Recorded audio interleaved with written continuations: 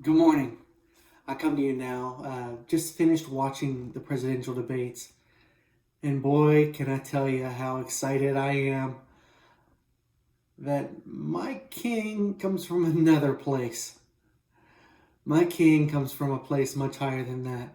And my hope is not in any man or anybody we can choose to be over us. My hope comes from God. Why do I choose God? Because He chose me. He called me out and said, "Hey, will you be my people?" I said, "Yes, I'll do that. I'll be with you. You be with me. Let's do this."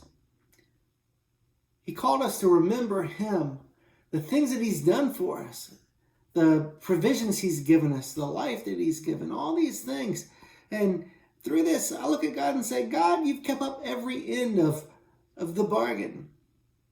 I look at you and realize how good it is to have you as my God. It's a blessing.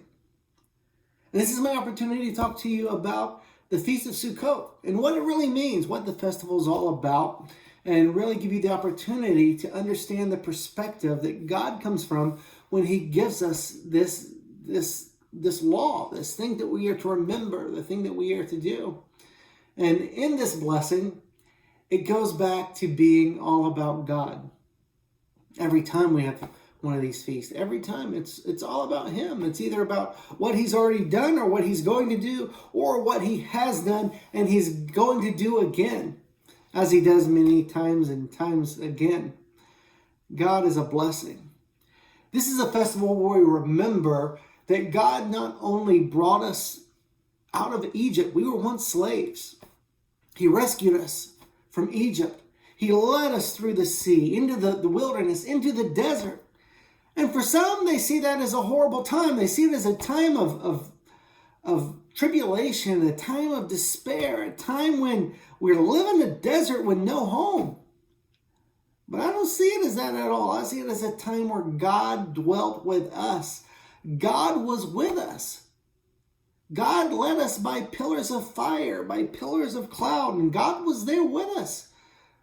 That's something to celebrate. That's a blessing. That is a joy. That's something that I look forward to. And I can't wait till the day when I look and see God dwelling with us, not just in spirit, but in flesh, in being, in dwelling, in calling down His kingdom. As it says in Revelation 21 verse 3, it says, "Look, God's dwelling place is now among the people, and He will dwell with them. They will be His people, and God Himself will be with them and will be their God." Tell me that's not exciting. Man, that's a time to look forward to. That's a time to celebrate. This Feast of Sukkot reminds us of that. Reminds us that God came to dwell with us in the wilderness. Revelation, it tells us that God came to dwell with us. Whenever He comes again, He's going to come dwell with us again. If you look at the scriptures and you do some counting and looking at the calendar and looking at the things that are in there, you can do some calculation and you'll realize that about the 9th month of Mary's pregnancy was at the time of Sukkot, which ironically is the time that we celebrate God coming to dwell with us. I don't think God works out of coincidence. I think He plans stuff like that on purpose, just to open up our eyes a little bit to understand who He is and what He does. So I want to go back to the beginning. Go back to that, the book of Leviticus, where He gives us our first instruction. And we're going to read that and we're going to take a look and see where God is on this. This is Leviticus chapter 23. It says, "On the 15th day of the 7th month, when you gather the produce of your land, you are to observe a festival of the Lord for 7 days. And the first day is to be a complete rest, and the 8th day is to be a complete rest. On the first day, you are to take the choice fruit, palm fronds, thick branches, and river willows, and celebrate with them in the presence of the Lord your God for 7 days. You are to observe it as a feast to the Lord for 7 days in the year. This is a permanent regulation, generation after generation. Keep it in the 7th month. You are to live in a sukkah for 7 days.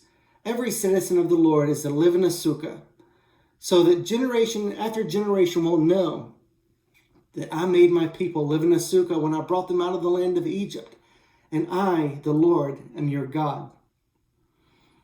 Gives us some strange regulations in there, some things that really make no sense. Ask me what they mean, I have no idea. I can only guess. I know when he says bring the sweet fruit that's mentioned is called the esrog. And the esrog is kind of like a lemon, but it's kind of like a bad lemon because it has a very thick peel and it's extremely sour citrus fruit. We also have the palm branch, which provides the dates. We have the myrtle branch, and we have the willow.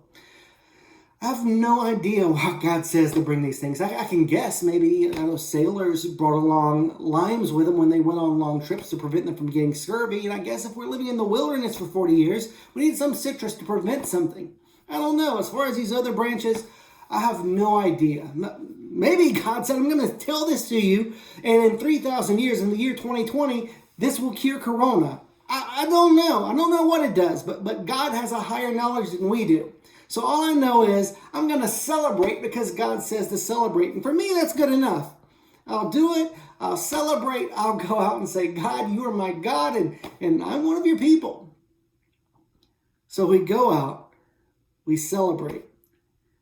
The celebration isn't just for us. The celebration is so important that in the book of John, Jesus is talking to his disciples. And he's telling his disciples, we got to go celebrate this feast. We got to go to Jerusalem. This is one of our customary times we go to Jerusalem and celebrate this feast together. And he told his disciples, there are some people there trying to kill me. They're after me. They don't really like me down there too much. So you guys go ahead and go without me. And after Jesus started thinking about everything, he decided it is that important. I'm going to go to Jerusalem. I'm going to celebrate Sukkot. I'm going to go celebrate with my people. And after a couple days, Jesus goes into the temple and he begins to preach and he begins to say things. And the greatest teaching that Jesus says, he steps in during the Feast of Sukkot. And this is what he says in John chapter 7. My teaching is not of my own. Whoa, you want to talk about blowing the roof off the place. The teaching they're hearing is a teaching of God dwelling with them. That's what this feast is all about. God dwelling with us. What are you going to choose during this time? Are you going to choose to think that we are people absent?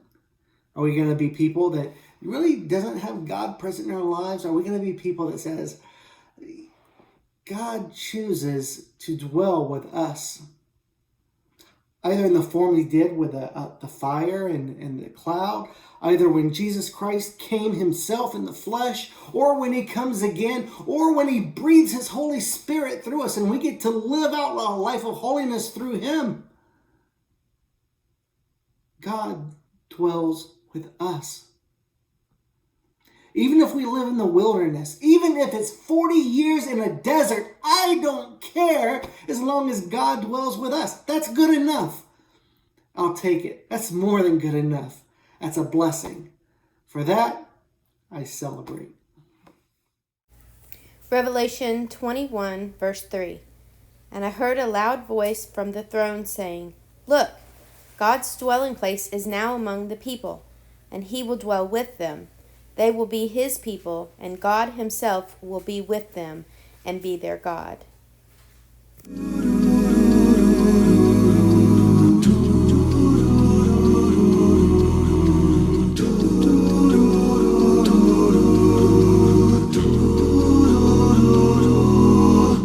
Oh come, Emmanuel,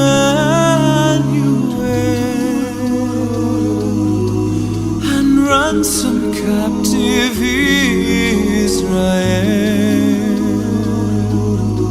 that mourns in lonely exile here, until the Son of God appear. Rejoice, rejoice, Emmanuel shall come to thee, O Israel.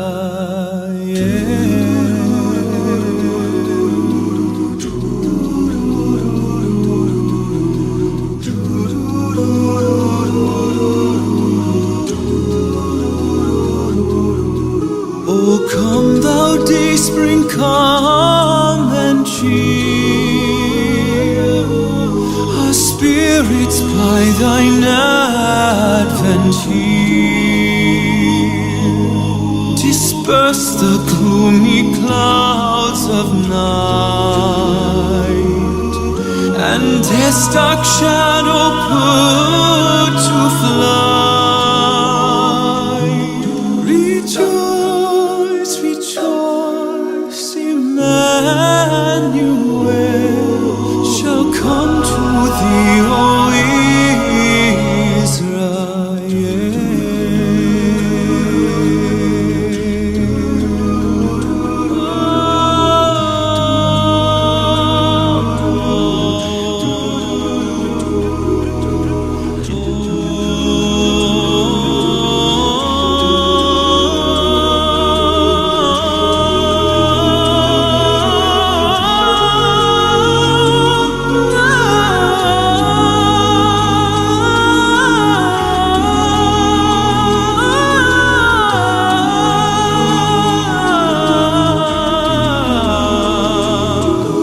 come, O come, thou Lord of might, who to thy tribes on Sinai's high in ancient times did give the law in cloud and majesty and awe. Rejoice, rejoice, Emmanuel shall come to thee, O Israel.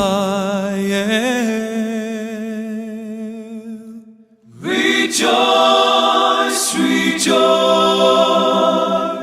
rejoice, rejoice. Emmanuel shall come to thee, O